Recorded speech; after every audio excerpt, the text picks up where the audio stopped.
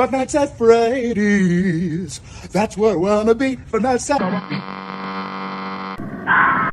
In 2020, suddenly I was trapped inside of my house. I kind of basically regressed to middle school. I'm reverting to my secret Five Nights at Freddy's phase, which even at the time I was aware was embarrassing and I kept it a secret. And now I'm 18. My knowledge of Five Nights at Freddy's lore is honestly one of my worst traits. Like, I'd say it's probably the thing that I'm most humiliated about in my life at this point. I need to purge it from my body. And that's, like, basically, I'm making this video for me because I need to get Five Nights at Freddy's out of my brain. I'm like the soul of a murdered child. My consciousness is filled with Five Nights at Freddy's.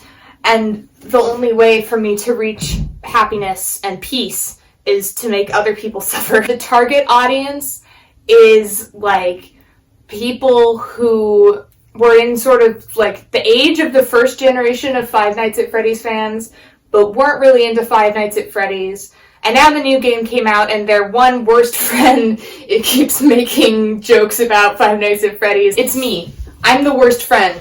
I'm the one that everybody hates who goes on hour-long Discord rants about things nobody cares about. And I'm here to make it so that you can communicate with people like me. This video is going to include a lot of like disturbing imagery, references to murder and murderers, and actually the death of a lot of children. House fires, business fires, like people dying in fires, child abuse, like basically, don't watch this video. Also, it's not intended for kids. I know that, like, in the modern day, most fans of Five Nights at Freddy's are children, and it, like, certainly didn't stop me. It's mostly not for kids because I'm gonna be making jokes and references that people younger than me might not necessarily understand. Like, if you're younger than, I'd say, 14, you might not get some of the references in this video. And that's not your fault, it's me. I'm old and out of touch. I'm also going to be making fun of Five Nights at Freddy's a lot because my relationship with it is very love-hate. I might sometimes be a little bit mean and you might not. Like, that might just make you sad, so don't watch this. So first, some context. Five Nights at Freddy's was an indie horror game that was released in 2014 about a security guard watching camera footage to protect himself from killer animatronics in this restaurant that's basically like sort of a Chuck E. Cheese parody. It was this game that was like mechanically pretty simple, and yet it really did a great job of building this atmosphere. It also became extremely famous for its jump scares. Like, honestly, the first game gets a lot of shit on the internet, but it is a really cool and novel concept, and that's clear from like how many fan games and rip-offs there have been over the years. Like, there are so many. So the original game had extremely sparse lore, and any details were basically just given either as like jokes or as offhand explanations of like why the animatronics are attacking you, and then also just to build this aura of like creepy 2014 horror type stuff. Like, it's basically just like, oh, the animatronics are murderous and able to kill you, and also sentient. As opposed to Chuck E. Cheese animatronics, which are like definitely haunted, but they're not really ambulatory. So since 2014, there have been 8 main Five Nights at Freddy's games, and 5 official spin-off games. I didn't put them on the timeline because very little lore is going to come from them, and they honestly don't really count. We're just focusing on the 8 main games. Chronologically, by release, they go Five Nights at Freddy's 1, Five Nights at Freddy's 2, Five Nights at Freddy's 3, Five Nights at Freddy's 4, Sister Location, which is unironically one of the best games I've ever played. I'll get to that later. Pizzeria Simulator, Five Nights at Freddy's Special Delivery, or I think it's actually Help Wanted. Special Delivery is an iPad game. And then Security Breach.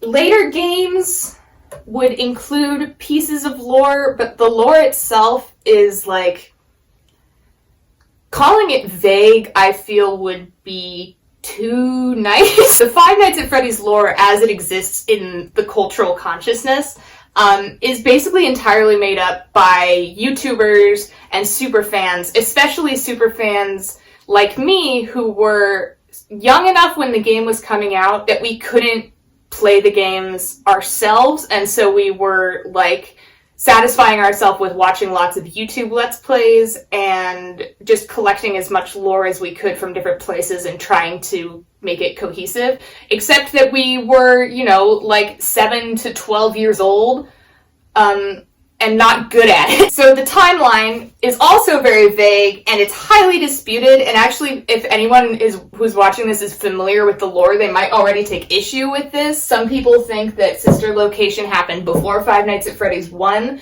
but those people are wrong. They're wrong, and they're stupid. I'm going to make the definitive timeline. No other timeline is valid except for the one in this video. I'm sorry, MatPat. So, okay, let's get it. Part 1, Five Nights at Freddy's 4. This section also contains everything that happened prior to Five Nights at Freddy's 4. Most of these videos have, like, pointer sticks that they can use, but I don't own one of those, so I'm using this candle made out of beeswax. Honestly, it might be from like 2014, which would make it the same age as the franchise, so that could be pretty apt. Where's my William Afton?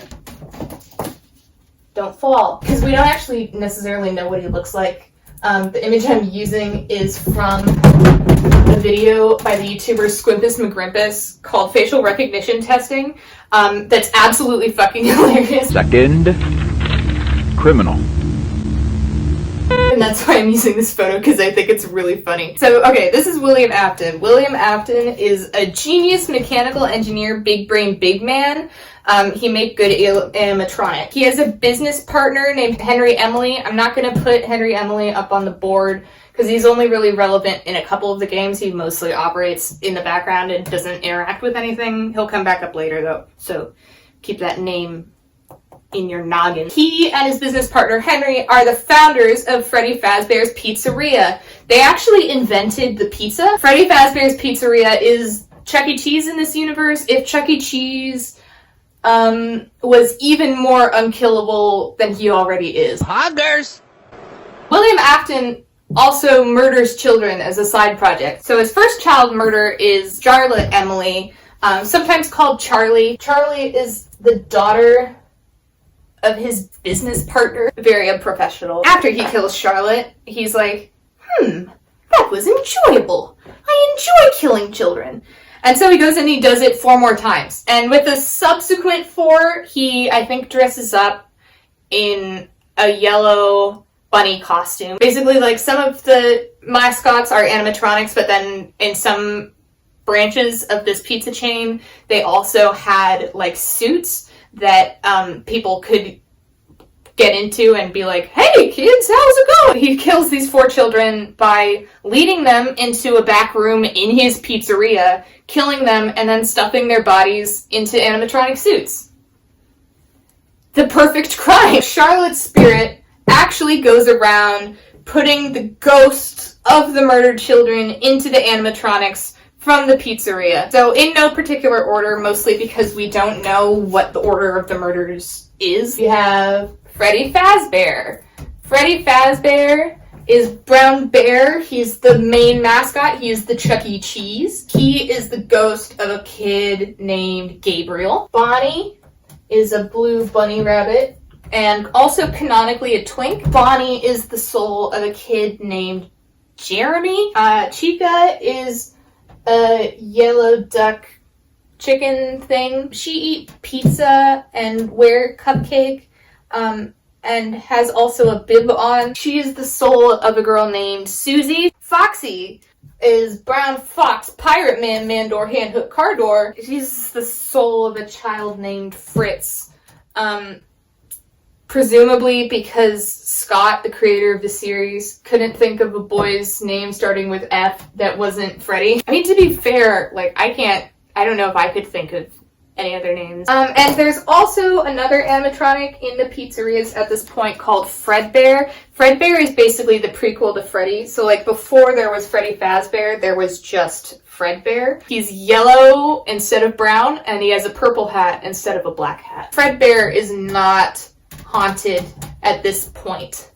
And then in parentheses, yet. Afton also has a son, a young son, and an older son. He has 2 sons. The younger son is called the Crying Child. The older son, at this point, we're just gonna call the Big Brother. And then he also has a daughter, and she's gonna be represented as a question mark, because we don't know what she looks like. The Crying Child, you might be wondering, why is he crying? It's because he witnessed at least one of the murders where his dad was in the animatronic suit and then killed a person and stuck the body into the animatronic. And so he's very rightfully traumatized and terrified of going to his father's pizza chain because he associates the animatronics with the murders that his dad committed. And his big brother, who's a really cool guy, dresses up as one of the animatronics. He puts on a Foxy mask and terrorizes his little brother because he's cool and a good person. Great family dynamic, you guys. So Crying Child is going to be the protagonist of the first game in the timeline, Five Nights at Freddy's 4. Okay, Five Nights at Freddy's 4. This game, story-wise, it's pretty simple. It mostly exists to... Basically, it would giving us, like, tiny little snippets. It taught us a lot of what we know about William Afton, which was later, I think, confirmed in the books, but I don't know because I didn't read the book. The mechanics were really improved. Like, mechanically, I would say using the original format is the best of these games. That being said, the animatronics in this game look insane. Canonically, the animatronics that hunt you in this game are actually the night terrors of the Crying Child because he's upset about his birthday party, which is coming up at the end of the week. So this is the first time that we see the evil animatronics as opposed to the friendly, fun restaurant animatronics. We have Nightmare Freddy, Nightmare Bonnie, Nightmare Chica. I hate these character designs so much. Nightmare Foxy, whose jump scare in the closet is absolutely the funniest thing I've ever seen. That's the biggest pattern for Foxy to keep in mind, is that he has all of the funniest jump scares in any of the games. And then we have Nightmare Fredbear. Now hold on a second. Fredbear isn't haunted. And also, throughout all of the mini-games, Fredbear insists that he's your best friend, but then in Night 5, he tries to kill you? Mixed messages, Fredbear. The mini-games are basically an escalation of the way that his brother and also his negligent child murderer father abuse him. It starts with him being locked in his room.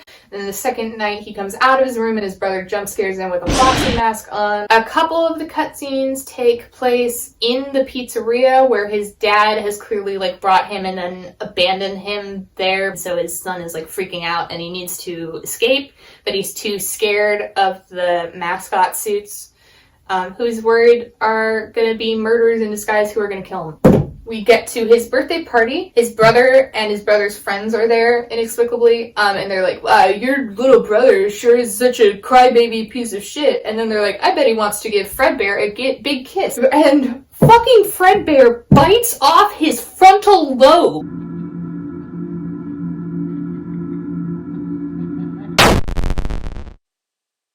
This is a little bit confusing because in the first game, there's a reference to the bite of 87 that mentions the frontal lobe getting bitten off. So you might think, oh, isn't this the bite of 87? Why are you saying this takes place in 83?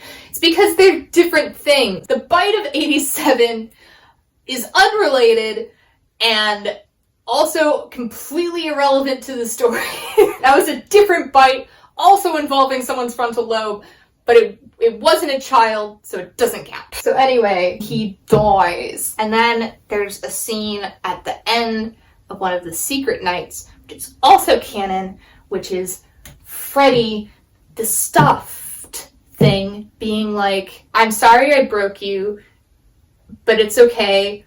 I'll put you back together. This is the first place where a lot of people are going to be very mad at me for my take, assuming anyone actually sees this video, because I believe that he went into Fredbear, and so all subsequent appearances of Fredbear are actually the ghost of the crying child. As I go forward, I think you're gonna see why this theory makes the most sense. If you don't accept this as the canon version of the story, then it requires a lot of, like, extra characters being in that we've never actually had confirmation of, and also it requires that a later animatronic that looks exactly like Fredbear not actually be Fredbear. So it's very confusing and bad, and I think my version is definitely the better version. I'm going to tie these two together as though they got married and had a baby, but actually it's just that their spirits merged.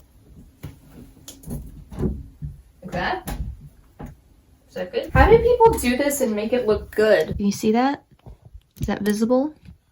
You see it? Does that make sense? The more I think about it, the more I'm kind of just like, maybe I should include references to teachers I had in high school in this video, because the only people watching it are my friends who I sent this link to. Like, is it funny if I break the fourth wall, if the fourth wall that I'm breaking is just communication with my friends? Like, at that point, is this video even worth making? And is this little thing that I'm putting in the middle funny to you guys? Do you guys think this is funny? Do you think it's funny? Are you enjoying Part 2, Five Nights at Freddy's 2, and also Five Nights at Freddy's 1. Honestly, nothing happens in these games, so that's why I grouped them together. So we start with Five Nights at Freddy's 2. We believe it's 1987 because the person who's, like, giving you instructions as the security guard in this game, he says that there's a police investigation going on, and a lot of people assume that that's referencing the bite of 87. Personally, I'm not sure that this is true. I think that the bite of 87 was honestly just retconned out of existence. I'm pretty sure that the police investigation is referencing the murders that happened. Maybe I'm reading into it too much. It's a really sad thing to say in this video. Anyway, I don't have any evidence that it's not 1987, so we're just gonna say that this one is set in 1987. So let's go through our characters. First, we have William Afton, now appearing as the purple guy. Criminal. Charlotte Emily, now appearing as the marionette. He's like a puppet. She's a puppet. She's like a spooky puppet. The only reason she's here is because it's been confirmed that she's Charlotte Emily. She's not actually gonna matter that much. The toy animatronics, now I'm including the toy animatronics just because their models are more different from the other ones. Hello? Wine, please. Oh shit! Oh my god, what do I do about you? Oh, Chica, hi! But we do also get the appearance of the withered animatronics in this one. The withered animatronics are the animatronics that actually have the bodies of the children in them, but the toy animatronics are equally haunted, which confuses me. Like, how does the ghost actually work? Like, is it not tied to the animatronics? I'd also like to read this excerpt from the Five Nights at Freddy's 2 wiki.fandom.com about Withered Freddy. Withered Freddy is an absolute Chad. He looks sexier than he did in the last game and is clearly morally superior to his three other friends, Withered, Bonnie, Chica, and Foxy, and he will introduce his meat to you. We also have Mangle. They're like, okay, there's a lot to unpack about Mangle. So Mangle is an old toy Foxy, also called Funtime Foxy later on. For some reason, the owners of the pizzeria decided it was a good idea to just let the children put Mangle together and tear them apart just like for fun. Like, yeah, just let these 6-year-olds fucking play with a murder robot. Who gives a shit? Also, Mangle is non-binary. Some people try to explain this away by being like, no, it's because Mangle is multiple animatronics put together. But there's another animatronic later that's also multiple animatronics put together, and he uses he, him, and Mangle uses any, all. I will choose to read Mangle as non-binary, thank you. And then also, Golden Freddy appears. Golden Freddy is not a real animatronic. He's the ghost of the crying child, manifesting as like a phantom Fredbear that's all falling apart. Whatever, who cares? The thing about Golden Freddy is that he was a random event in the first game that had like a pretty low chance of happening. Like, it's very Yume Nikki. You know that one face in Yume Nikki? Oh, also the security guard in this game is called Jeremy, but it's a different Jeremy from the one that's haunting Bonnie. I honestly just think that Scott forgot that he had already called a character Jeremy. There's also a set of tapes in Five Nights at Freddy's 3 that were recorded around the time of Five Nights at Freddy's 2 that reference the Springlock suits. The Springlock suits are what they called the mascot costumes. Remember the yellow bunny that Afton wore when he was murdering the kids, where he was like, "I'm a funny bunny man." The important thing to remember about the Springlock suits is that they're like very sensitive to motion and humidity, and they might accidentally crunch your bones if you aren't careful. At the end of the game, the Five Nights at Freddy's 2 pizzeria shuts down, so they move to a different location. The security guard that you are playing as gets put on the night shift at this new location and then dies like pretty early on. So then the guy who was on the phone giving you instructions in Five Nights at Freddy's 2 is given the job of the security guard at the new location because the old one died, and so he is the security guard as of 1 week before the beginning of Five Nights at Freddy's 1. Oh shit! Fuck off! Fuck off! Fuck off! Fuck off! Fuck off! Fuck off! Okay. See, I'm so good at this one. I hope this is as thrilling for you as it is for me. I know that some people might get mad at me for not including Balloon Boy and JJ and some of the other characters in the segment on Five Nights at Freddy's 2, but the truth is that they are irrelevant, they don't matter, they don't make sense, they're confusing, and I don't like them. In Five Nights at Freddy's 1, you're playing as a security guard named Mike Schmidt. We don't know what he looks like, so I'm using this picture that we get at the end of the game for the check made out to him that says that he got $120. Honestly, could you not get a better job? Aspire to more than that, right? Anyway, the guy's name is Mike Schmidt. That's gonna be important. Remember his name. I'm also gonna put up all of the animatronics, but the photos for these ones are the same ones as the ones I showed in the beginning of the video, so, like, you already know the drill. I'm not gonna run through their names again. That would be super boring.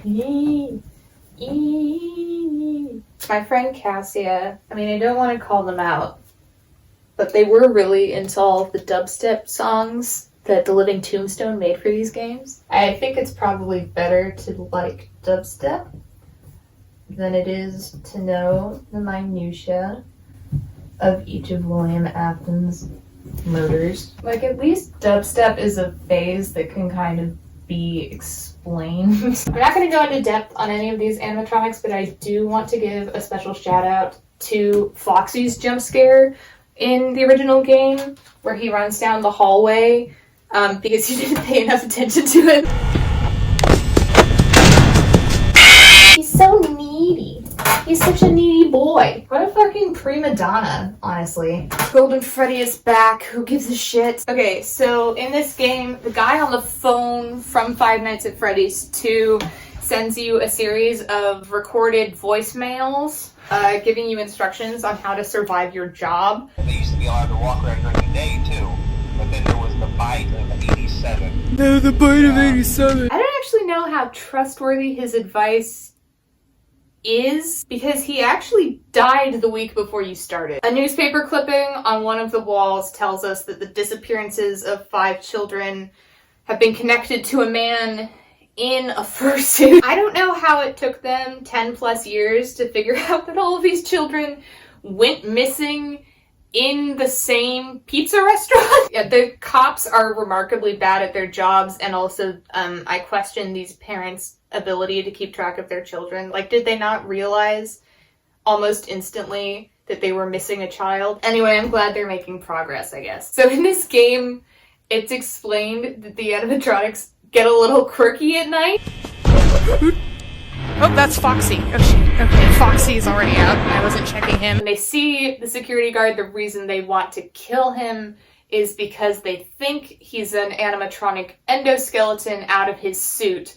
And so they try to shove him into not a spring-lock suit, but the actual animatronic suits, so it's filled with, like, gears and steel rebar and stuff. So you basically just get, like, meat grindered to death. I think the canon explanation here is that the ghosts in the animatronics think that you're William Afton, and so they try to grab you, kill you, and then stuff you in the suits the same way that he did to them. But why do they think that you're Afton?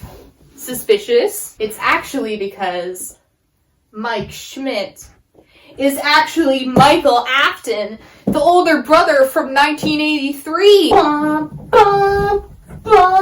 This is honestly my favorite connection that anyone has made in this series. First of all, because it's unironically great, but also because it implies that Mike, who is now easily in his mid to late 20s, had to get his dad to pull strings to get him the shittiest, lowest paying, most deadly job in the entire company. My AirPod fell out. Okay, anyway, sometime pretty soon after Five Nights at Freddy's 1, William Afton is arrested for the murders, but eventually his case is dismissed due to lack of evidence, which seems pretty ridiculous for a lot of reasons, but it does also mean that he won't be protected by double jeopardy if any evidence comes up later. Oh no, it's going so fast! Okay. It's not like scary, it's just I'm bad at it. Before we go forward, let's look more detail at the board. Can you see all that? It's pretty nice. Part 3, Sister Location. Sister Location is the best Five Nights at Freddy's game. Sister Location is really good because it, like, breaks the format of the Five Nights at Freddy's games. It has a really good sense of comedic timing. It changes the formula every night so that you don't get bored of doing the same thing over and over. It has some really good sequences. Like, honestly, you don't need to play any of these games. I kind of insist that you don't. Like, the whole point of this video was so that you wouldn't have to play through, like, however many 100 hours of repetitive, boring video games. If this video, for some terrible reason, actually convinces you to get into Five Nights at Freddy's, I'd say play Sister Location, and then just watch Markiplier's playthrough of all the other games, because his is the best one. Anyway, Sister Location introduces some new animatronics. That's exciting. It's set at a sister location. We'll start with Circus Baby. She's just a little circus baby. She's just a little baby circus baby. Circus Baby is basically the main character. She's the Freddy Fazbear. She's the schmucky schmees of this spin-off establishment. She's like this super entertainment mega robot. She can dance, sing, she can take song requests, she can blow up balloons, and she can even make ice cream. Afton's daughter was really into Circus Baby, but Afton was like, no, you can't go near Circus Baby. Eventually, she is alone with Circus Baby. Circus Baby offers her some ice cream. She takes the ice cream, and Circus Baby scoops her up and, like, grinds her bone. My lord. I should mention it's unclear when this happened. Sister Location itself takes place after Five Nights at Freddy's 1, but I have no idea when she died. It's just like Circus Baby is implied to have turned Afton's daughter into ice cream. Which, by the way, seems like a really bad function to design in a robot when the police are hot on your trail for already murdering 5 children in animatronic-related incidents. Also, shout out to the guy in the opening dialogue who's like, we have some questions about some of the design choices. And Afton lists all of the things that Circus Baby can do, and then the guy is like, with all due respect, those aren't the design choices we were curious about, Mr. Afton. Like, who is that guy? A potential investor? Well, I understand that she can make ice cream, but right here behind the ice cream machine is an area clearly labeled Little Boy Meat Grinder Pulverizes Child Bones. I have a few questions about the design features of your robot. It says here that she has a murderous intent. When I was telling Cassie about this, They said the company's shares have dropped tenfold in the last week because they found out about the bone pulverizing function. And honestly, that's so accurate. Okay, in addition to Circus Baby, we also have Ballora Ballerina. Ballora has the best segment in the game, so she's my favorite character because of that, but she's actually completely irrelevant. Like, she's literally so unimportant that I had to get this photo of her character model from a cameo in a different game, because you don't actually get a clear image of her in this game at all. Funtime Freddy is also here, sporting a clown voice that was really... I mean... it was a choice. I see you over there in the dark! Freddy is also permanently fisting a Bonnie puppet, and that's going to be extremely important when we get to the time jump. Funtime Foxy is also here. They're like a nicer version of Mangle from the previous game. I'm not going to put them under Mangle for reasons that will become more apparent later. They are still genderqueer. All Funtime Foxies are genderqueer. No animatronic has ever slayed harder. Okay, so in this game, you play as Mike Afton again, because I think after the trial, your dad sent you to the sister location to dismantle Circus Baby because he's trying to destroy all of the evidence of his crimes, and that includes the decaying corpse of his daughter that is inside of the clown doll's child murder cavity. I'm using a photo of Rick Astley to represent Mike. I know it's because at the end of the game, you actually see Mike's silhouette in his bathroom mirror, and it's traced from a frame of Rick Astley in Never Gonna Give You Up. Throughout this game, Circus Baby states that she's trying to help you, but then in night 3, she kidnaps you and spends the rest of the game trying very hard to kill you. Mixed messages, Circus Baby! Over the course of the game, Circus Baby actually helps all of the other animatronics dismantle themselves and, like, get the endoskeletons out of the, like, shells, and then they all combine into one super Frankenstein's monster animatronic called Ennard. Ennard is our he-him icon who I mentioned earlier in the video. It's not Frankenstein's monster, it's Dr. Frankenstein's monster. This game is going to be a real nightmare to put up on the board. Foxy, you sexy minx, you beautiful specimen, you gorgeous pink non-binary fox thing. Is this video even remotely watchable? Ennard! Woo! Using Circus Baby's voice, she gives Michael a bunch of instructions on how to get to a place called the scooping room, which is where the endoskeletons get taken out of the exoskeletons. When you get into that room, Ennard explains his plan to scoop out Michael's insides and then use Michael's skin as a suit so that he can escape and behave as a real person and not be trapped in this, like, pizza place, party establishment, rent-out animatronic warehouse. So yeah, Michael dies. His skeleton is replaced by Ennard, which is really confusing. First of all, Ennard is like 9 feet tall. Second, Ennard has Circus Baby's weird reverberating echo robot voice, which would seem very strange coming out of Michael Afton's body. Also, like, Michael's skin, your skin suit made of Michael is gonna rot, and then what do? Where's my boy?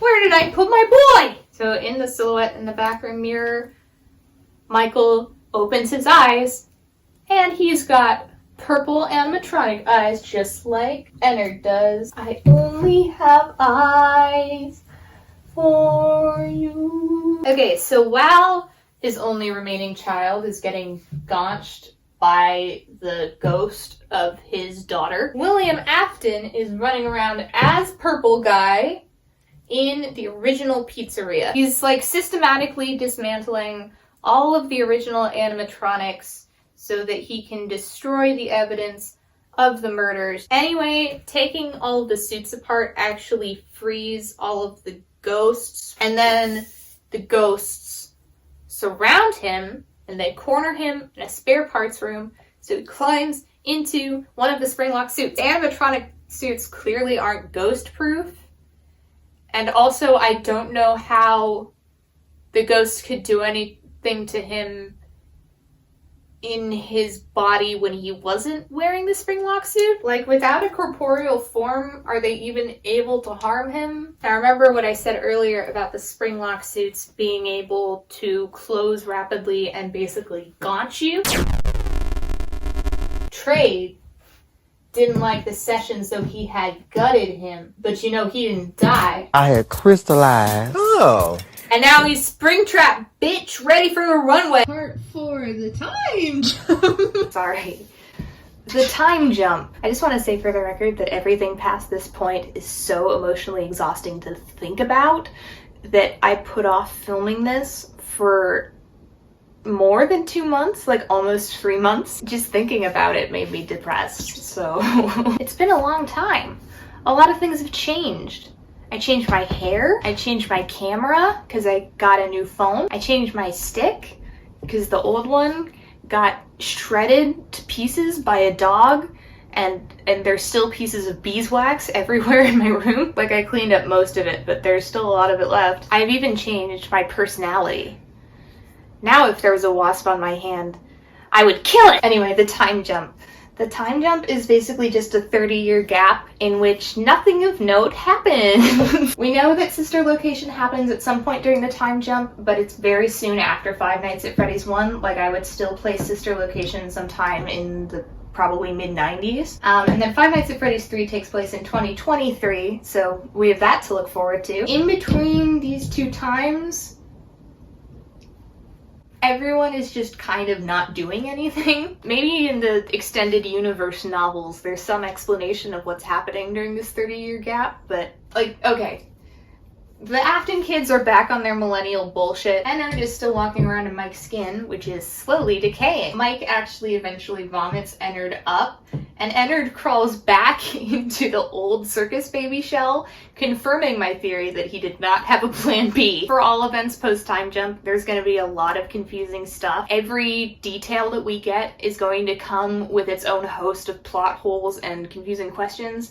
And we're gonna get into some of them, but we don't have time to get into all of them. Like, this video is already pretty long, and we don't need it to be 10 hours. Just know that things are about to get really dumb. Like, oh my god, if you thought that the first 3 parts were confusing, honey, you got a big storm coming. We're gonna put the broken, fucked up circus baby shell down here for now, and we'll circle back to it when we get to Pizzeria Simulator. Fursuit Afton, aka Springtrap, spends basically the entire 30 years just locked up in the old pizzeria, sitting still, doing nothing, and decaying, which gets progressively funnier with every game after Five Nights at Freddy's 3. Oh, also, I just want to say, because earlier I said that Afton's daughter doesn't have a name, I saw a TikTok last week that reminded me that actually her name is Elizabeth. I know you guys were just, like, screaming and crying about the fact that I got that wrong, so, one thing you need to know about me: I wake up in the morning feeling like P. Diddy, grab my glasses, I'm out the door, I'm gonna hit the city. Just back up there. What are you doing? So Five Nights at Freddy's 3 takes place at the end of the time jump.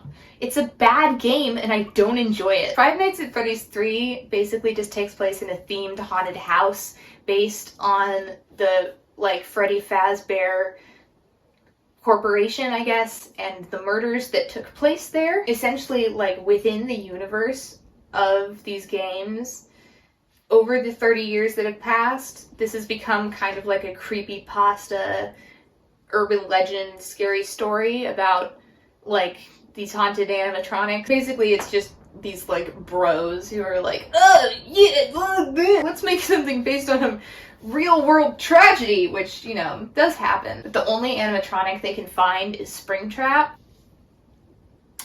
It's not gonna go well for them. Springtrap is totally unthreatening, and the entire game is this horrible, ugly shade of, like, greenish yellow. It's just not fun. In order to make up for the fact that there's only one animatronic, they went totally overboard with the mechanics, so there are just way too many things going on that you have to manage.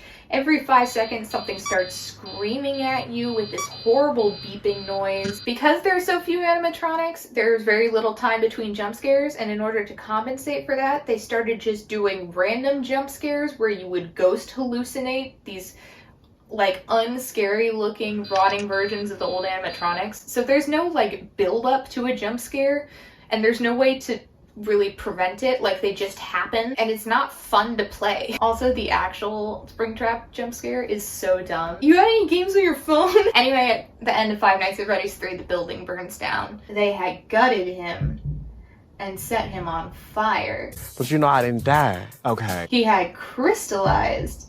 And now he's scrap trap, bitch, ready for the runway. Five Nights at Freddy's 3 is so irrelevant. Like, they could have just had some flavor text that was like, and then Afton got out, and it would honestly make more sense than Five Nights at Freddy's 3. The only reason that Five Nights at Freddy's 4 exists is because it was originally going to be a trilogy, but Five Nights at Freddy's 3 was so bad that he had to redeem himself with a playable game. Okay, Pizzeria Simulator. This simulator has 5 major characters: Lefty, Scrap Trap, the melted husk of a good video game, and Molten Freddy. Molten Freddy is like, he's basically like the pieces left over from making Ennard. So he's kind of like the anti-Ennard, basically. Like, if I tell you that Ennard is Peter and on this rock I shall build my church, Molten Freddy is Hippolytus of Rome. Some people think that Molten Freddy is Ennard, but then that raises the question of what's going on with Scrap Baby. Also, there's no explanation provided for why Ennard would have been melted in a fire, and I feel like if Ennard was Molten Freddy, then we would have gotten like 15 books just about that subject. Fire. Scrap Baby and Scrap Trap I've already gone over, and Lefty is also here. Lefty is plot critical, but not explained. Did I say 5 characters? Why did I say 5?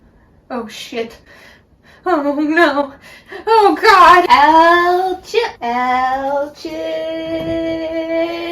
Almost no one remembers El Chip, which is both sad and hilarious. What's really funny about El Chip is that he's like this throwaway character, but also for all of the games post Time Jump, he appears the most consistently and with the fewest redesigns. Yeah, that's right. El Chip is in every subsequent Five Nights at Freddy's game. I'm pretty sure that the reason for this is that they manufactured a bunch of El Chip dolls and no one bought them. And so they had to keep putting reminders of El Chip in all of the games after this one in order to justify the giant warehouse filled with abandoned El Chip plushies. By the way, if you want to go on like a spiritual journey, I really recommend looking up the Amazon reviews for this item. Like, I genuinely don't think I've ever seen anything better in my life. I know for a fact that this is not the weirdest thing that I own. Like, I have 2 long Furbies, and for Christmas one year, my dad got me one of those mermaid sequin pillows where if you turn it one way, the sequins have Nick Cage's face on them. And that's just been sitting on my bed for years. But this is the thing that I'm probably the most ashamed of owning. Furbies are actually another thing that I know way too much lore about. I am unnecessarily well-versed in Furby history. I don't know why my brain will like memorize and retain these facts, but I can't even remember like what point slope form is. Anyway, the concept of Pizzeria Simulator is that you just poured all of your life savings into becoming a Freddy Fazbear franchisee. I don't know what this franchise is doing reviving itself from the dead, literally like less than a year after a haunted house based on the murders that took place there burned down in a tragic fire. I mean, I guess some sickos might still go, so.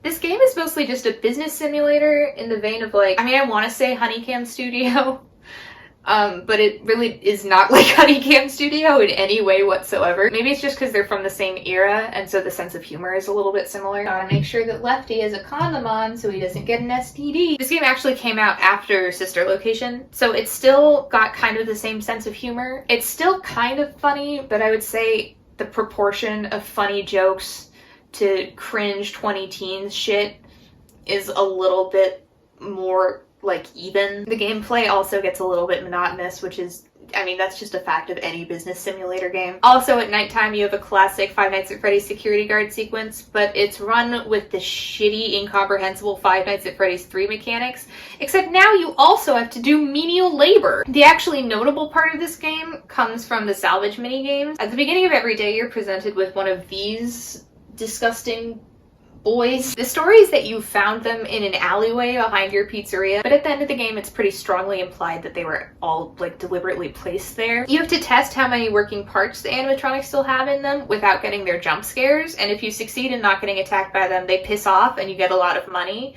And you can also just say like, no thank you, and put them back out into the alley. The true ending requires that you have all 4 of them loose in the pizzeria, which means that you have to either deliberately fuck up the salvage operation every time, or that you have to deliberately fuck up the salvage operation 3 times and buy Lefty from the store because for some reason he's just for sale. Like, I don't understand why Lefty is coded as the main character for this game. Anyway, if you successfully fail to succeed at the game, then the end of the final night transitions into a cutscene narrated by the voice of Henry Emily. Remember him from before? If you didn't remember him, I'm gonna cancel you for it on Twitter. Henry Emily's like, sorry that I did this to you, lol, but I really need to get all of them in the same place, so sucks to suck. Basically, his idea was to trap all of the animatronics in one building and then burn the building down, killing Afton and freeing the souls of the murdered children, including his daughter. If you don't think about that, then it's a really smart plan, but the more you think about it, the more you're like,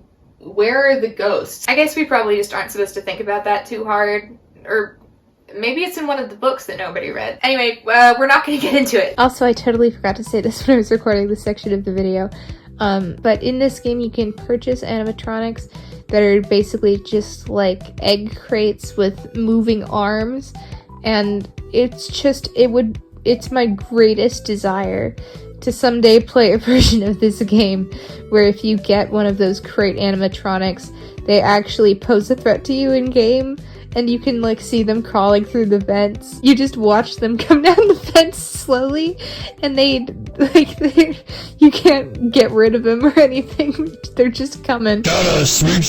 And you have to wait for the jump scare to come because you can't do anything about them. And it's just something I've always wanted. Now I know what you're thinking. Wow, what a conclusive and satisfying end to the story. The spirits are freed, Henry Emily has his vengeance, and William Afton is finally dead.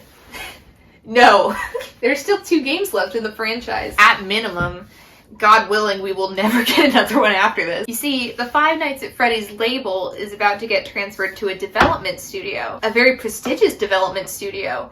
A studio boasting such famous titles as, Quar Battle for Gate 18. And the next 2 Five Nights at Freddy's games. That's right, motherfuckers. Five Nights at Freddy's just got purchased by Steel Wolf Studios. And you know that they have to milk that cash cow for all it's worth. Also, I know that they had gutted him. Okay. And set me on fire. Oh, I see. And set him on fire again. But William Afton did not die. He had digitized. And now he's glitchtrap bitch, ready for the runway. Part 5. William Afton is holding me hostage inside of my VR headset. William Afton is holding you hostage inside of your VR headset. Tired, needs sleep. Under the influence of alcohol or drugs, have digestive problems, under emotional stress or anxiety. Oh boy. I don't think I can play this game. Like, legally, I don't think I'm supposed to. What's that? You don't have a VR headset? Too bad, shithead, because this game is going to be critical to the entirety of the plot going forward. Fucking buttons. The Five Nights at Freddy's Help Wanted is a meta game about Fazbear Entertainment making sort of a greatest hits version of all of the previous Five Nights at Freddy's games and like the legends surrounding the franchise in order to be like, we are in on the joke. They claim that they're poking fun at their dark past, which I'm not certain is the wisest decision, but you know, they're not known for being a corporate entity that's hip to the jive, right? Anyway, this game is like 99% fan service. You can play all of the old games, except now they're in 3D. Oh my god, they walk! They also added some new mini games that are like really bland and time consuming, and you have to play through each level twice in order to unlock any of the lore. There's also kind of a cute joke in the opening of this game. They're explaining this whole concept, and then they put up a picture of Scott, the creator of the franchise, and accuse him of defamation for creating the original games and like making everybody think that their animatronics are haunted. The majority of them were total fabrications from the mind of a complete lunatic. Lawsuits pending. Which I think is cute. It's a cute joke. I like it. Now, I said at the end of the last section that Afton digitized, and you would not be wrong to wonder what the fuck that's supposed to mean. It's explained as okay. So when the original development team for this game was making it, the Fazbear Corporation gave them like some old circuits from old Fazbear, animatronics, and they ripped the programming for the animatronic AI from the circuits in order to put it in their video game to make it more realistic. And somehow in the process of doing this, William Afton's essence was, I guess the circuits kind of included some genetic memory of William Afton's child murder desires, like Horcruxes or something. And so when they took the code from the circuits, they accidentally scanned William Afton's bloodthirsty ghost into the programming of the video game. Oh shit! Oh my god.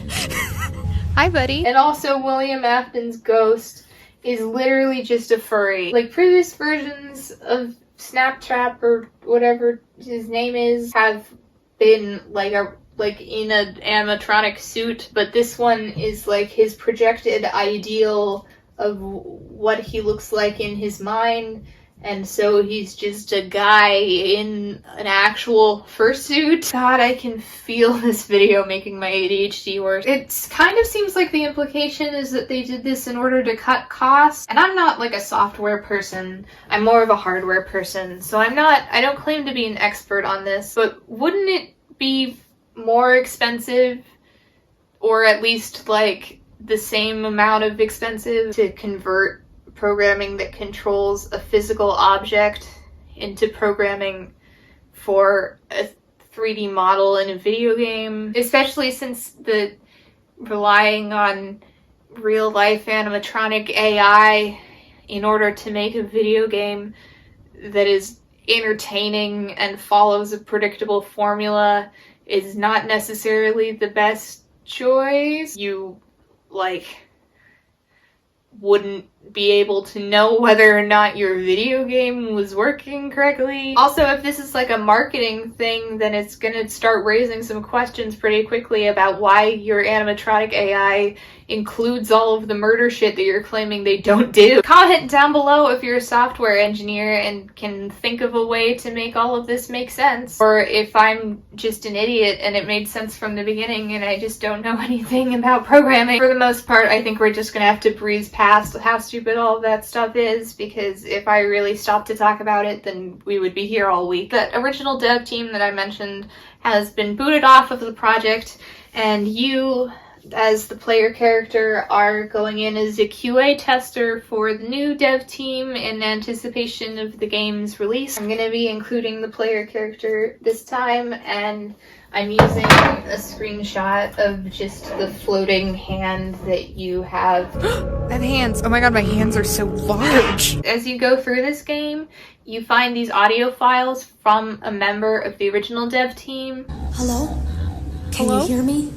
Yep. Don't exit this room, okay? She and her coworker found the ghost in the game, and they're looking for a way to get rid of it. Jeremy tried to tell us something was wrong, but as a dev team, we all just saw it as a Another challenge character to find named what the problem Jeremy? was and Is that a fix it. joke? Who could have There are known that? 3 characters I named have to go. Jeremy? There are 3 discrete characters named Jeremy. They try to remove glitchtrap from the game, but then glitchtrap is like, call off your techno boy toy or I'll tell the cops what your mom keeps in the lasagna box. Glitchtrap hypnotizes / possesses her coworker through exposure to the game. Then it's kind of implied that he commits suicide by chopping his head off using one of those paper guillotine things that art teachers have. So he paper guillotined his head off, gotcha. Like a guillotine, but for paper, but a guillotine. I'd just like everyone to pause and remember the halcyon days of 2014, where the most complicated thing we had to worry about was whether or not the chicken character was fuckable. Anyway, after this character dies, the development obviously stagnates, and so the lady on the tapes is explaining that she's under this time crunch to find and get rid of the code containing William Afton's soul before she and her team get kicked off of development and they outsource it to a different studio. Something is up with her microphone, she doesn't have a good pop filter or something, where it's just you can hear all of the wet sounds in her mouth. And it, like, when it's right in my ears, it really makes me uncomfortable. So I don't know how many of these I'm going to actually be able to listen to. I saw it for the first time Oh my today. god, she's louder that time. She explains that she can't destroy him entirely because she's limited access to the game. She's managed to split him up into little like pieces and individual files, and that as long as nobody collects all the files in the same place, then the game should be safe and Afton shouldn't be able to escape. And then in the second to last tape, she reveals that the audio files that you've been collecting and listening to are actually the files containing William Afton's soul that you've been told under no circumstances to collect and put all in the same place. When you get the last tape, she's like, just kidding. Actually, the only way to kill him is to summon him and then crash the game from the inside. And that's actually pretty handy because you literally did just summon him by collecting all of the tapes. And now he's in the game trying to kill you, so it's a good thing that there's a way to get yourself out of that situation. The game ends when you trip the switch that destroys Glitchtrap. Now, unfortunately, after you trip the switch, you see Glitchtrap just like absolutely vibing in the pizzeria, doing like a happy little jig. So apparently you did not kill him after all. Also, there's an Easter egg that is hidden in this game that is completely vital to the rest of the lore. If you buy the $35 game plus the $10 Halloween DLC and then go into one of the Halloween levels and find a specific corner of a specific maze where there is a white bunny mask on the floor, you pick up the bunny mask, take it with you back to the prize counter, put it on your face, and then pick up a plushy version of Glitchtrap that you can only unlock by finishing the game once. Then your character wearing the white bunny mask starts talking to Plushtrap, and here is what she says word for word according to the fan wiki. Yes, I hear you. I know. No, there's no miscommunication. I understand. Yes, I have it. I made it myself. I think you would like it. No, no one suspects anything. Don't worry, I'll be ready, and I won't let you down. It will be fun. This is important because it means that your character is actually getting possessed by William Afton's Unity ghost through the process of doing the QA testing. Also, El Chip owns and operates a snack food franchise in this game.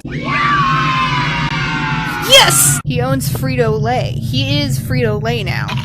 Crunch, crunch, crunch. Good for her. Also, I shot all of my B-roll through this game because my computer is MacBook Pro and I didn't want to buy each individual game and then try to deal with screen recording through Boot Camp. Unfortunately, the default resolution settings for screen recording on the Oculus Quest is like 3 pixels by 4 pixels, and the only way to change it is to download third-party software and then plug your Oculus Quest into your computer and then manually change the resolution of the video. The footage is very low quality.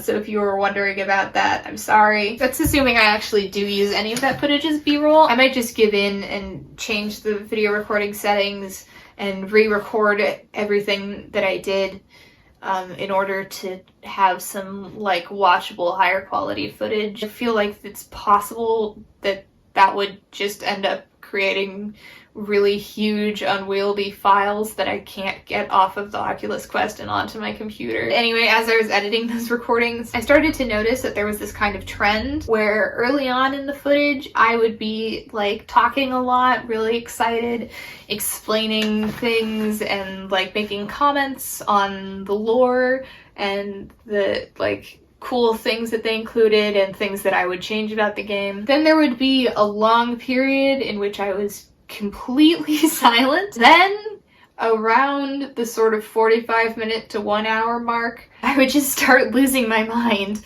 And so since this section is kind of short, I'm just gonna include like a sort of clip show of that part of each of the recording sections. It'll serve as just kind of a palate cleanser before we get into the really like emotionally taxing section that's about to come up.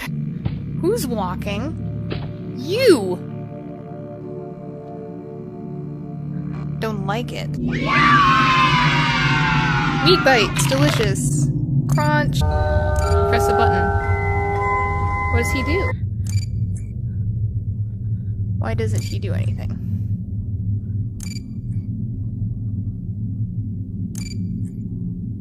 Okay. They're all tied into some kind of criminal database so they can detect a predator a mile away. Have a good night, and I'll talk to you tomorrow. Yep. We were talking for 3 hours. That's cool. Me too, honestly. Disappointment. Yum yum. Oh, he's standing. Oh, he's behind me. Hello. I move side to side the right amount, but then I don't move like forward and backward the right amount. And I'm very short. Hello. Like, am I just playing the game like this? Like just a tiny little torso and then like long legs. Welcome back to Parts and Service. Oh my god. Oh no. It looks like Bonnie's guitar is out of tune and must be recalibrated. I fucking jumped so violently. First, we must access his harmonization module. I was so convinced that he was gonna kill me for doing that. My son! Pat, pat, pat. The blinking button inside Bonnie's secondary throat pipe to enter calibration mode. Why does he have 2 throat pipes? The first one is for eating children. Big car. Can I eat him? No. Big car. Cockroach?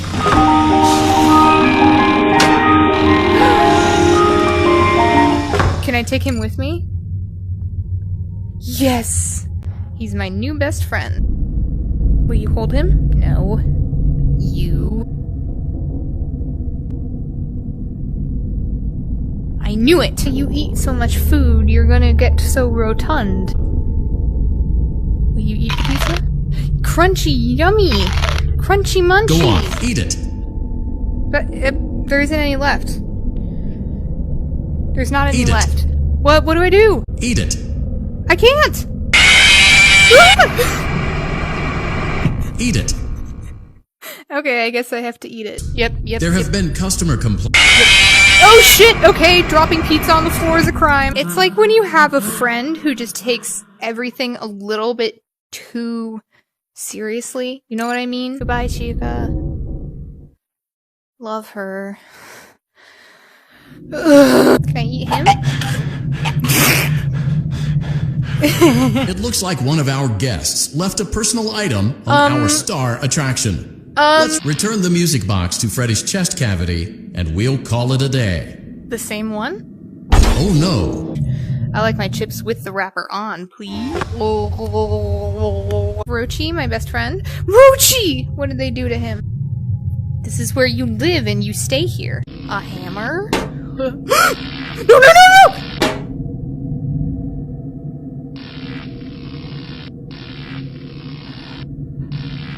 Oh my god, I've never been so afraid of anything happening in a video game before in my life. Oh, I don't like how many of these there are. No! I dropped it!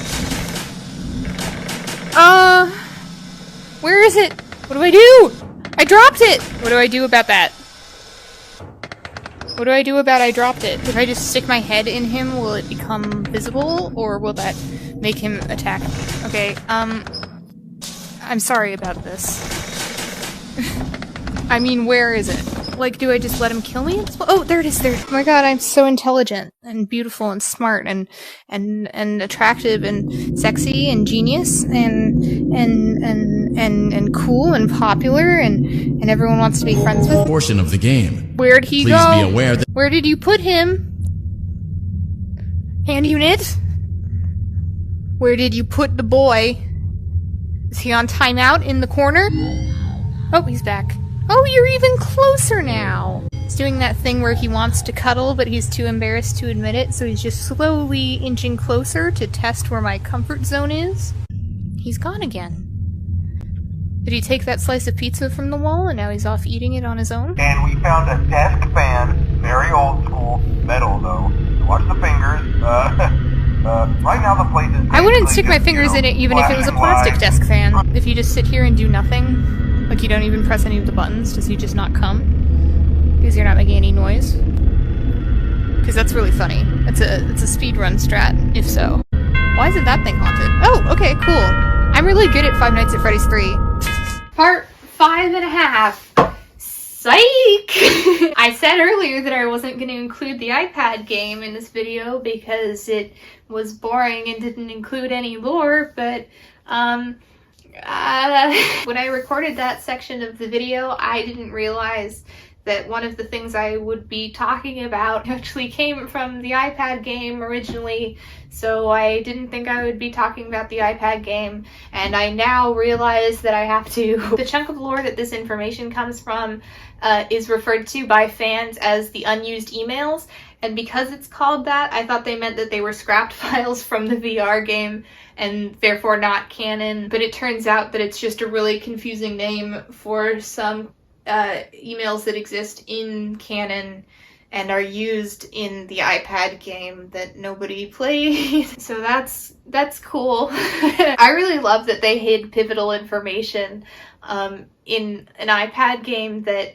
would only have been downloaded by tired moms who like knew that their kids were into Five Nights at Freddy's and wanted them to play a game on the iPad instead of beating their siblings with wooden clubs or whatever kids do. This game was so irrelevant that even Steel Wool wasn't willing to touch it, and it's critical to understanding Security Breach. And I'm so mad, by the way, that these files actually are canon and not canon like I thought that they were, because that means that they confirm the stupidest part of Security Breach. Prior to learning this information, I was very strongly against that theory, right? Like, I thought that theory about the piece of lore in Security Breach was so stupid and so poorly foreshadowed and so poorly explored in the game that it must have been a deliberate red herring and can't be canon,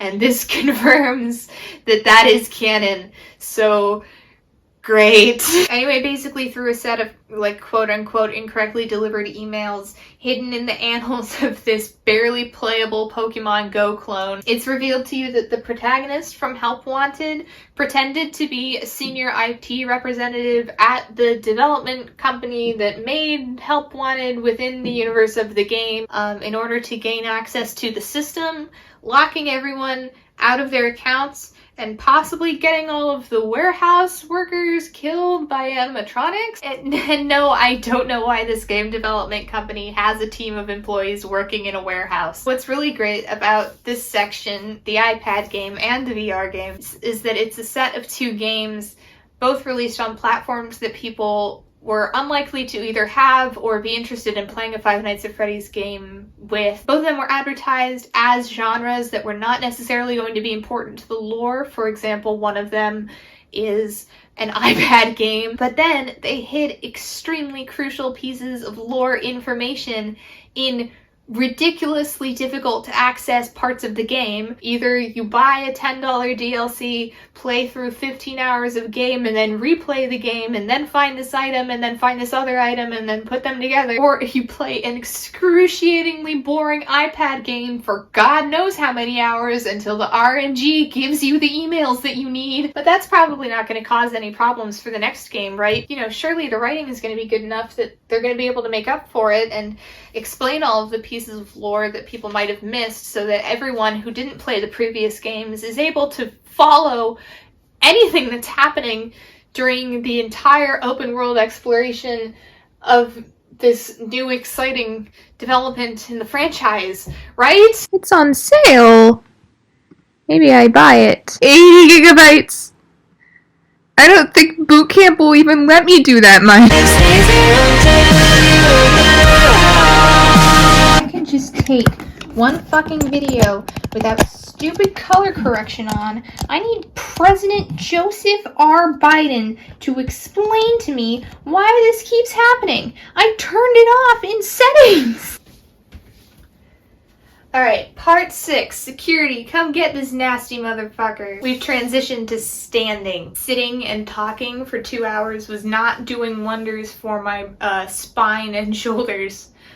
So we switched, and now we're standing. You might be thinking that the most difficult...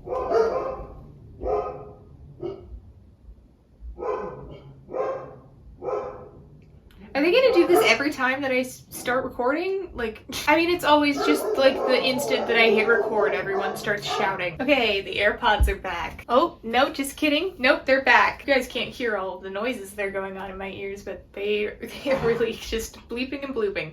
It's exciting. Oh, it's not charging. This is good. Everything's going so well for me today. Please charge.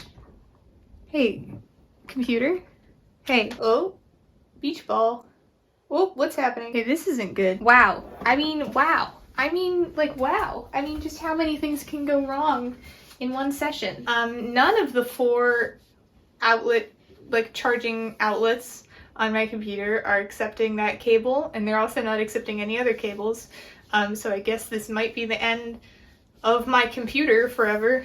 It's not too bad because for all of the other sections my notes have been pretty detailed, but my notes for this section are actually kind of sparse. But there is a possibility that partway through recording this my computer is just gonna die, and then I won't have any notes at all, and then things will really get interesting. The AirPods are back. I'm not convinced that either of them are actually using the microphone like they're supposed to, because I tried filming one session with the AirPods and one session without the AirPods, and I didn't actually notice any difference at all in audio. So if the audio quality is still like really shitty, I'm sorry. It's Tim Cook's fault. Blame Tim Cook. Send all of your emails to Apple headquarters. So if you were out of the loop just like vibing on the internet a few months back, like in, I think like January-ish, February, and you were wondering why suddenly everyone was making jokes about Five Nights at Freddy's again, security breach is why. Sorry. Security breach is like genuinely terrible. Like, it's not just bad on like a story level or a design level or something, it's just a bad game. It's bad at being a game. Like, a lot of people when they talk about games being buggy, it's like, oh my god, this game is so buggy. If you run into this one obscure room and slam yourself into a wall while you're, I don't know, holding a Kit Kat in your hand, you can no-clip through the entire world and solve the game in 3 minutes, and it's like, no one does that unless they're looking for it. Security breach is not buggy in that way. Security breach is buggy in the way of, like, every time you walk forward, a new and exciting glitch that no one has ever seen before will happen to you, and you will be the only one to ever experience that glitch. There was a speedrunner who beat the game in, I think, 4 minutes, who said, and I quote, "This game is easier to speedrun than it is to play correctly." So, you know, just in case that gives you an idea. If you're curious what I mean, look up like a compilation of every time some Let's Player, like, I don't know, accidentally skipped a quest that then locked them out of finishing the game, or, you know, was killed by an invisible animatronic, got locked out of completing a major function, beat the final boss by just having so many glitches happen at once that the game abandoned ship and let you win because it didn't want to continue existing, like the game just kills itself out of shame. Any major Let's Player, you're going to be able to find a compilation of everything that went wrong in their copy of the game. So let's run through the characters, shall we? In this game, you play as Gregory. Gregory is a piece of shit. And yes, I am aware that Gregory looks exactly like if you cast me as Gavroche in a community theater production of Les Mis. It is one of many things that is working against him. I wish I had, like, cooler celebrity lookalikes. Comment down below if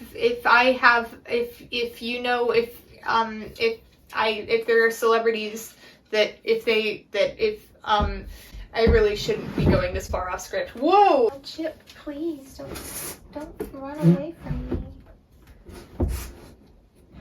No! This recording is cursed.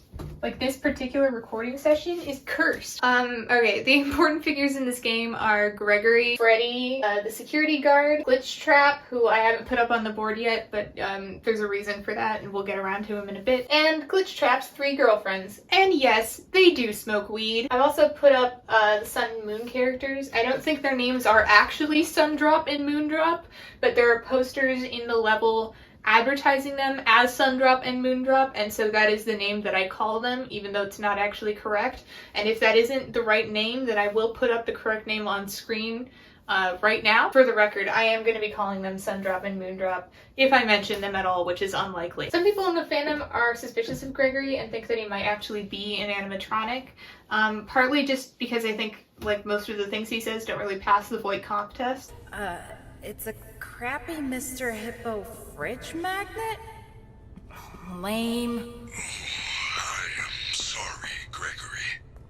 I am truly sorry. I think that's actually the second Voight Kampf joke I've put in this video, so I hope you guys were really raring for more after the first one. The reason that people are actually suspicious of Gregory is because he's able to do these complex feats of mechanical engineering on his friend Glamrock Freddy. And I'm sorry, but I am calling bullshit. Like, we can't pretend that it's unusual for a child to be able to repair an animatronic when this restaurant chain has been letting little kids experiment on Mangle unsupervised since the 1980s. Everybody needs to stop pretending that these games are set in the real world and therefore bound by real world rules, because it makes all of this a lot less entertaining. Gregory breaks into this, like, animatronic Galleria mall, and it's actually kind of cool. Like, I kind of really like the 1980s mega mall aesthetic. Like, it's sort of the same thing with Stranger Things Season 3, where, like, everything else about this version of the franchise is kind of tacky and terrible and stupid and dumb, and you laugh at it, but the aesthetic choice is actually really good. Maybe it's, I don't know, a crossover event. Some parts of the mall actually really remind me of this place that used to be in San Jose that was called The Jungle. That was like this 4-story jungle gym for children. We would go there sometimes on special occasions, and it was always so exciting because it was like this giant obstacle course. And like, if you got into the attic, then there was an arcade hiding in the attic. The Jungle is actually shut down in the time since I was last there and been replaced by this dumb superhero thing. I would be too old and too large to go on it anyway, even if it was still around. And, you know, part of me wants to blame Freddy Fazbear for all of this happening, but there's no way that it's like his fault. We also have Vanessa. Vanessa is the security guard. This is a notable change to the formula, which is that you are playing as a person who is not a security guard, and you actually are competing against the security guard. In the original version of my notes, I had a running gag about how we are given absolutely no evidence whatsoever that the security guard Vanessa is homicidal, and that she's actually just like the only responsible character in the game because she's just trying to protect you and keep you safe from the murder animatronics and like keep you in a safe room until the night is over so that she can turn you over to some adults who can help you get home to your parents. I was like, there's no reason for Gregory to implicitly distrust Vanessa because like through the entire game, she is not demonstrated to be doing anything even remotely dangerous. And then I realized that I've been tricked. I've been tricked by the security guards being the good guys in these games into forgetting that security guards are mall cops. I've been fooled. Also, at the end of the game, sometimes it's revealed that Gregory is homeless. We'll get into that later. But that does give him a lot of very valid reasons to immediately distrust any uniformed security guards at any establishment, especially a mall. The 4 animatronics are no longer haunted by the ghosts of any dead children, but are theoretically all possessed by the glitchtrap virus. Except, like, none of them really in any way behave as though they're possessed by glitchtrap. Like, most of them just kind of act like they're genuinely trying to help you. I think that they wanted to make glitchtrap a bigger part of this game, and then they just, like, forgot or something. I mean, I don't know, maybe glitchtrap possession is the explanation for why every single character in this game can teleport immediately behind you if you ever start to outrun them during a chase sequence. I mean, I don't know the extent of his powers, but, you know, maybe that's one of them. Maybe they just can't be trusted because they're working for the cops. ACAB. Okay, the animatronics themselves. Freddy Fazbear is still here, but now he's a quirked up white boy with a little bit of swagger, and he's busting it down sexual style. Freddy is like your guardian figure / dad in this game, and if you play the game in the only way that makes it even like remotely close to being playable, you are going to spend a significant amount of time getting bored by him. The story with Freddy is that he had some kind of mystery glitch during his performance on stage right before the game starts. You know, I don't think this glitch is ever explained. Like, is it supposed to be glitchtrap invading him, or does he just have like latent child murder programming? Or is it like the ghost of the ghost that used to possess him and it's interfering in Afton's possession of the other characters and like convincing him to protect Gregory? Because like he's the only character in the game who instantly agrees to help him run away from Paul Blart Mall Cop, and is the reason for that he still has a ghost in him even though the ghost has been destroyed now maybe 2 or 3 separate times? I really need you guys to understand that literally any speculation of any kind about any plot point in this game is supported by like at most half a line of dialogue and then maybe like a slip of paper hidden in a shadowy corner of a room that most players will never access during their playthrough of the game, just scrawled in crayon inside of a present box. Anyway, Freddy is shut down and put in his dressing room after his accident, and while he's sleeping, Gregory crawls into his chest cavity in order to stay in the mall overnight once it closes. The beginning of gameplay is Freddy waking up and going, "Why is there a boy in my chest cavity?" That's how he talks. And then Gregory's like, "How do you do? My name's Gavroche! These are my people, there's my pack!" Oh my god, also, before I forget, Freddy malfunctioning on stage leads to the best line of dialogue in the game. There's a quest that takes you to DJ Music Man's ballroom in the West Arcade. If you see the DJ, say hello. He is such a nice fellow. And they need a plot excuse to keep Freddy from coming with you because the next sequence is only difficult if you don't have Freddy. And so Freddy tells you that he can't come with you to the West Arcade because after tonight's stage incident, I am not allowed to perform.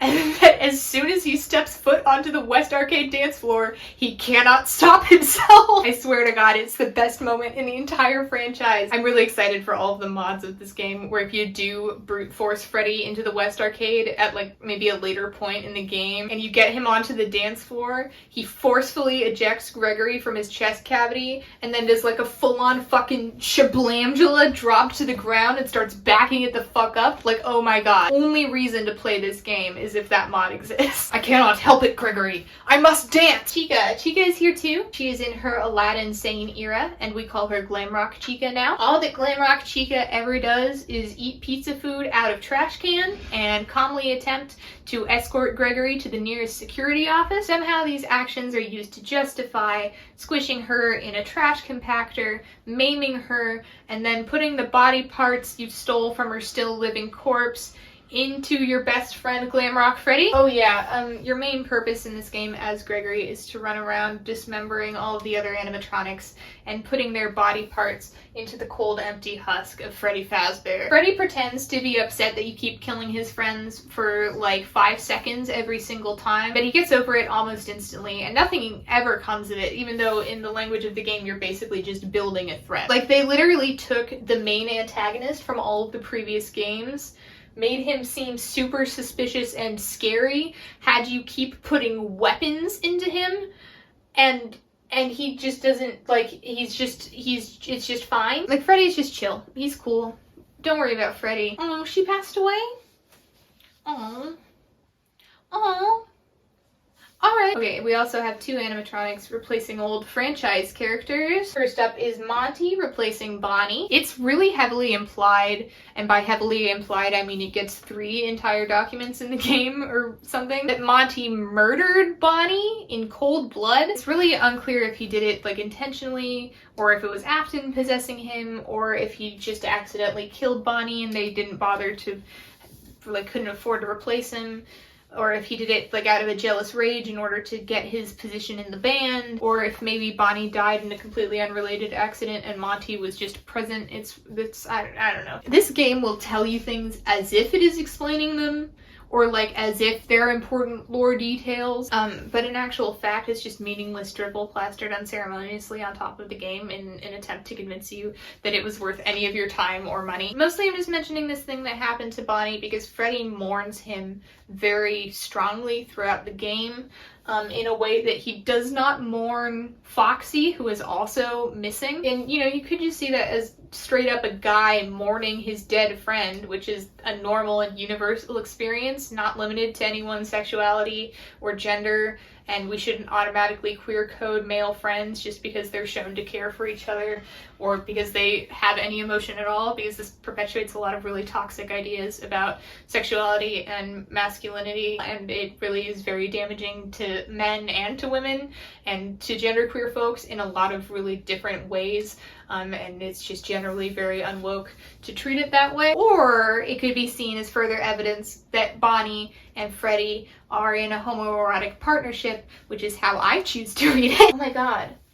Freddy's a bear! Anyway, Monty is an alligator. I think they probably just added him for scalies? I mean, I don't know. Chica's a bird, and birds is basically reptiles. Maybe he's there for the male scalies. Monty, for some reason, is presented in a lot of ways as if he's the most important character in this game. He's the only one of the central cast to get a fully choreographed boss fight, and the boss fight has clearly been very well playtested because it's like conspicuously low on bugs. Also, if you choose not to fight Monty and to go for the other character instead, there is dialogue throughout the game that will continue to imply that you win after Monty, even though you didn't. Honestly, I think that one of the devs just thought that Monty was a big sexy gator man with his beefy lizard fuck muscles, and so they just gave him like blatant favoritism. I mean, he even gets like 5 extra seconds in the opening cutscene. Hilariously though, despite how horny this game is for him, they only recorded like 3 lines of Monty dialogue, and only one of those is an aggro line. The way that the chase sequences work in this game is that you run and then the characters will teleport behind you, and every time they teleport they re-aggro because they've just moved to a new spot and seen you from a different angle, which means that during his entire like 15 to 45 minute fight sequence, he's just chanting, "Hey, little guy," over and over on loop like some kind of nightmare thought spiral. Hey, little guy. Hey, little guy. Hey, little guy. If you actually have the fucking bandwidth to make it through the Monty fight, you get his claws. So now Freddy has smash muscles. It's gotta be worth at least a centime. Am I right, ladies? Ladies, if I'm right, leave a comment down below. Dinner's ready in 5 minutes. Okay. 5 minutes until dinner is ready. Okay. Got a hot dog. It's actually 2 hot dogs in 1 bun. I promise not to make any chewing noises into the microphone. I will avoid it. But I do have 2 hot dogs, just so you have, you know, a little extra character development context for this section of the video. The other new major character is Roxanne Wolf. We will call her Roxy for the main part. She's basically just like a Rule 63 version of Foxy. I wrote these notes like a month ago, and at this point I just have the phrase beep boop, beep boop, beep boop, beep boop, beep boop, and it's honestly remarkable that I even have any idea what I was talking about. I smell women! Smell them in the air! Okay, whoa, shit, oh my god. My heart. People think that Roxy is a narcissist, but she's just practicing self-affirmation as part of her cognitive behavioral therapy because she's insecure about not being able to live up to Foxy's brand. Like, she's just serving and I can't fault her for that. Can I say in this video? That might be taking it a little bit too far. Anyway, this character flaw is used to justify hitting her with a car and then stealing her eyes, which is a set of actions that leaves her literally crying for the rest of the night. Look out! It's a runaway cart! That was a runaway cart joke for the 2 people in the audience who know about the runaway cart. And it's portrayed as like comeuppance for trying to protect a miscreant child from getting his frontal lobe crunchy munched on. Roxy can also canonically see through walls, but we really don't have time to get into the implications of that. The main sequence of the Roxy route isn't actually a fight with Roxy herself. Remember, Monty's the only one who actually has a fight sequence. Instead, it's this horrendous chase sequence with the DJ that I mentioned before. He is such a nice fellow.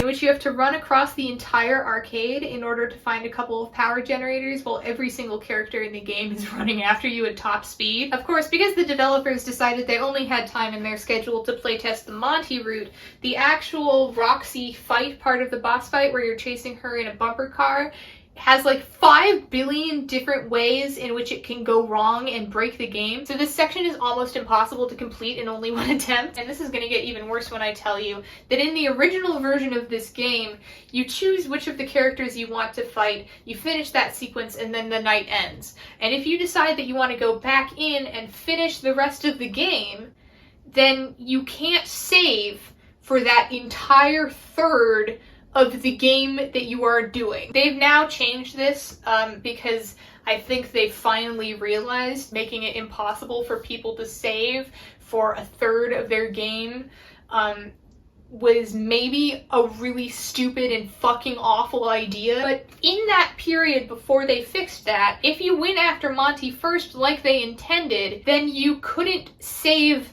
at all during this entire like 2-hour-long quest chain, which means that if you encountered one of the many glitches in Roxy's fight at the very end of the quest line, you would have to restart and then redo the chase sequence with DJ Music Man in the West Arcade. And just to add a little bit of extra salt to this wound, players almost instantly found a glitch that would allow you to save after this point of no return, but the glitch only worked if you did Roxy first. I mean, I'm not like a programmer, so I guess I can't criticize. There's also an extra character who is like a sun, moon, deranged nightmare monster that for some reason is in charge of running a daycare for children. This character can fly. Oh my god, and I forgot to print this one out, but there's also the funniest character in the entire game. Her name is Mapbot.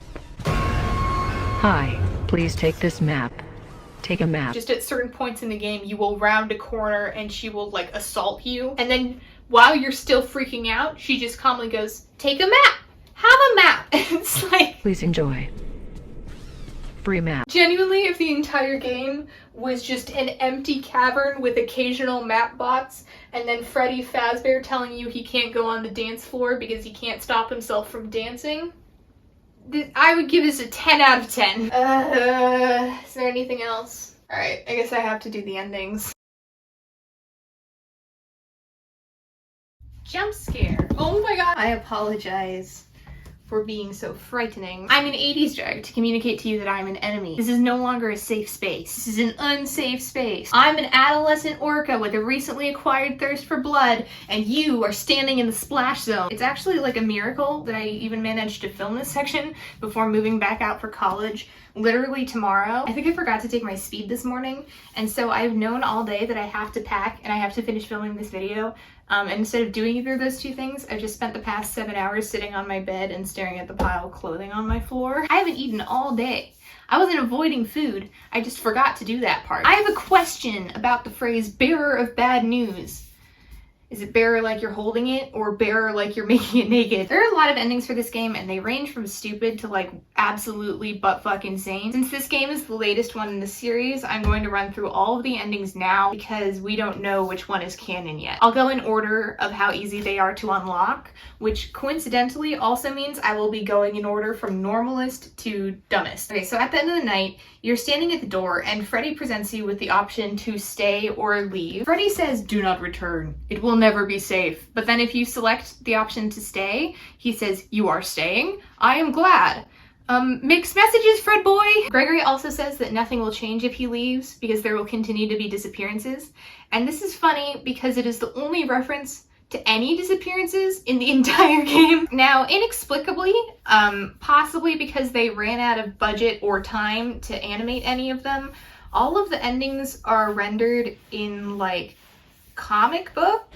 I mean, it's a cool style, but after watching a dozen hours of beautiful vaporwave scenery rendered in painstaking 3D, it is kind of the opposite of closure. So the first two endings are the ones where Gregory literally just fucking leaves. The only difference between them is literally just which door you go through. Both of them ultimately end the same way, which is that Gregory is revealed to be homeless and living out of a cardboard box, and there's a newspaper that references the disappearances that you were never told about, and then the familiar shadow of a rabbit falls over him and he's presumably killed. The nicest thing that I can say about the leave endings is that they might have been made bad on purpose in order to encourage people to go back and actually try for some of the other endings. Next, okay, literally 30 seconds ago I said that you were given the option to either stay or leave, but that's not actually true.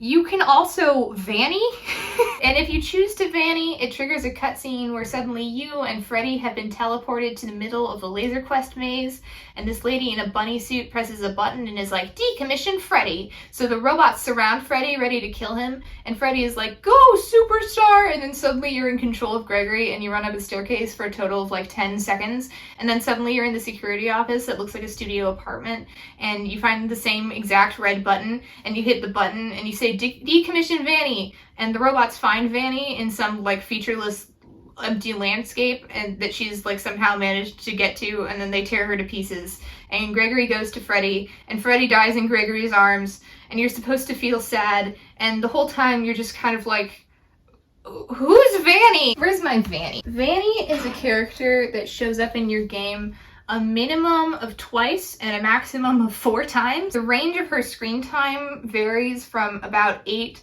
to 45 seconds. Vanny is the protagonist from the VR game, but you'll be forgiven if you didn't pick up on that, because the only way you could possibly know that is if you recognize her costume design as being similar to that stupid fucking rabbit mask from the $10 DLC. Vanny lives in that pimped out security office above the laser quest. You only see the laser quest if you decide to go after a laser gun as your weapon instead of a disposable camera. This option is really hilarious to me because when you tell a player you can either have a gun or a camera, 99% of the time they're gonna go for the gun, but the camera is just objectively better. Like, they do the exact same thing and the camera is just slightly more powerful. Anyway, Vanny has helpfully written the word Vanny across the wall of her own house in fluorescent pink ink. The characters treat this like a revelation, as if you didn't see her name in the subtitles at the bottom of the screen 3 hours ago in the game. All you have to do is go all the way up and then look inside Vanny's office and get that information from Gregory saying he found it. Freddy says, Vanny. It sounds like Vanessa. And also, Bunny. And it's the worst line in the entire franchise. And yes, Vanny and Vanessa are the same person. This is the theory that I said earlier that I was in the trenches fighting against, and then it turned out that it was true because of a merch reveal. Vanny and Vanessa being the same person opens up like so many plot holes that I don't even have time to start to get into. It might actually be the worst thing that has ever happened to me. Pretty much every time that Vanny appears, Vanessa is demonstrated to be in a different location at exactly the same moment, and their names are so obviously similar that it has no right being treated like it's a plot twist. And that Freddy line is so bad that I was convinced that it was like a deliberately terrible line of dialogue. But now I think it must have just been like a stand-in line, and they were like, oh, we'll change this scene before we release it, and then the game had to be out by Christmas. Anyway, putting all of that aside, in the trailer and the promotional content, Vanny featured very heavily. She was on all these posters, she had these animations we never saw in game, and she had a lot of lines of dialogue that were never actually used. This game took a really long time to be made, and even considering that, the version of it that they first released was basically like a barely playable alpha. So hear me out. I think that they got this game to a playable stage, and then I think they shipped it out for playtesters, and I think a lot of them told them that the original plot of the game was really dumb, and so they had to rewrite most of the script, hastily smack on a bunch of barely tested mechanics, and change around most of the major scenes. And I think that Vanny might have just been left on the chopping block. She was clearly supposed to be the major villain in the game, and she's the only thing tying the events of Help Wanted into Security Breach. And so by association, the only reason that Security Breach has any business being a Five Nights at Freddy's game at all. But then I think a lot of people said that Vanny felt too much like a late-stage creepypasta character, and so they gutted her and set her on fire. Honestly, every time Vanny is on screen, they should play the Drag Race clown music to demonstrate how embarrassing she is. Okay, now the two endings that require any actual effort from the player. I'm sorry, I know that the segment on this game is really long. For a game in which absolutely nothing happens, there's a lot of shit happening at all times. I don't know if it would make you guys feel better or worse that in the time between writing my initial notes for this game and then filming it and then editing it, I probably cut out 75% of the things that I was going to say. Oh fuck. I just realized that I cut out the fourth ending from my notes entirely. Like I don't have written down here anything about, oh shit. Okay, well it doesn't really matter. Basically if I remember correctly, you just kill the other character that you didn't kill yet, and then you leave, and then even though Freddy told you that he can't come with you, you take Freddy with you by stealing a car and then plugging the car battery into Freddy, and then even though the car doesn't have a battery, you drive it away, and then it ends. And you have Freddy with the car battery, and your car with no battery, and you're happy together forever. Hooray! I'm sorry, I have to turn on the AC, so I'm sorry if the noise is distracting. But I'm like really overheating and I refuse to take off this Sonic the Hedgehog sweatshirt. The fifth and final ending I think is the most important one. Out of all of the endings, I think that this one is the one that's most likely to be canon just because it has the most shit going on. So if at the end of the game you've killed all three of the characters, so you have Chica's voice box and Monty's Smash Claws and Roxy's supervision, then you can unlock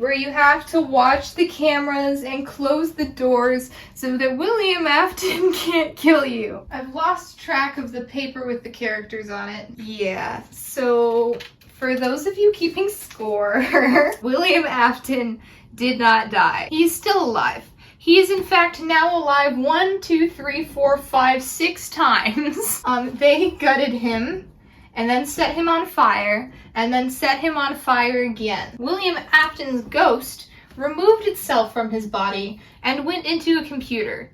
But another copy of William Afton's ghost is still alive inside of his actual corpse. He's like a Hydra. You cut off his head, he goes 2 more. So after William Afton's zombie body, which you thought was destroyed but is not, inexplicably teleports into an undisclosed one of the save points scattered throughout the entire world. He starts chasing you, and separate from that, glitchtrap sends all of his bitches after you in the basement. So you're fighting this entire sequence with Freddy inside of the room, and if any of them get inside of the room, instead of getting a jump scare like you did in the previous games, they just stay inside the room and chase you. If you can't lock them out, they're not likely to actually leave. So the trick for the most part, unless you have a completely unbroken copy of the game, in which case fucking go get a Nobel Prize or something. The strategy is to hide in one of the corners most of the time and then occasionally dart up to the table and spam some of the buttons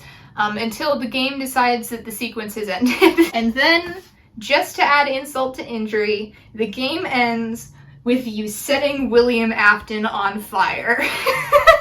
So that's it. That's all of Five Nights at Freddy's. But there's still one more plot twist to share with you. Scott Cawthon, the aforementioned creator of the series, was pressured into retirement in June of 2021 after people discovered that he donated money to a lot of right-wing politicians during the 2020 election cycle, including then-President Donald J. Trump. The fandom of Five Nights at Freddy's is largely queer. This is kind of a byproduct of it being targeted largely to furries, because the furry fandom is, like, famously kind of unapologetically gay. But even as fans who are not furries, for some reason all of us are queer too. So maybe it's the other way around and Five Nights at Freddy's is a gateway drug to the furry community or something? I don't know. The point is, this whole controversy started off as fans being upset that he used the money that he made off of this famously very queer fandom buying his video games to then donate money to infamously anti-queer politicians. Unfortunately, because this is the internet, what started off as kind of an understandable emotional argument quickly and dramatically spiraled into him being doxxed, harassed, and sent multiple death threats. Cawthon eventually released a statement in which he refused to apologize, saying that what he did was exercise his civil rights and that his political choices have nothing to do with LGBTQ issues. I honestly don't have the time or the energy to go into all of the nuances of this. Obviously, you're allowed to vote for or give money to whoever you want, and, you know, we can't go around doxing people for voting, because then this shamble of a democracy falls apart entirely. However, just because you don't support all of the policies of the person you give money to doesn't mean they aren't going to take that money and use it to enact the policies that you disagree with. You can't be like, this money is just for the tax stuff. This money isn't for the gay stuff. They're gonna use it for the gay stuff. Also, don't dox people. Either way, regardless of how you feel about it, Scott has officially retired from the Five Nights at Freddy's development team, and so the future of the franchise is now completely uncertain. Anyway, that's all I have to say on the subject. If I see a single comment about this subject on the video, I will delete the entire internet using my personal nuclear arsenal. I can't wait for the next installment in the franchise to be released in like 10 years, and it's just a full 2-scale 20-acre empty lot with occasional motionless statues of El Chip, and then like somewhere in this dark expanse is an even more decayed Springtrap from before, and if you approach him, you fall straight through the floor and the game file is permanently corrupted. Or alternatively, it's just a single JPEG file and it's like a crudely drawn comic of Afton telling Monty that he's in love with him, and then he instantly gets sent to Turbo Hell for the crime of being gay. If you like this video, give it a like. If you dislike this video, give it a dislike. You won't get the satisfaction of seeing the number go down anymore, but I hope that it will at least give you a moment of catharsis. Definitely do not subscribe because I'm never making one of these again. For the record, Roxy is a smash and everyone else is a pass. That is including all of the human characters. Oh my god. He's called El Chip because he's a beaver.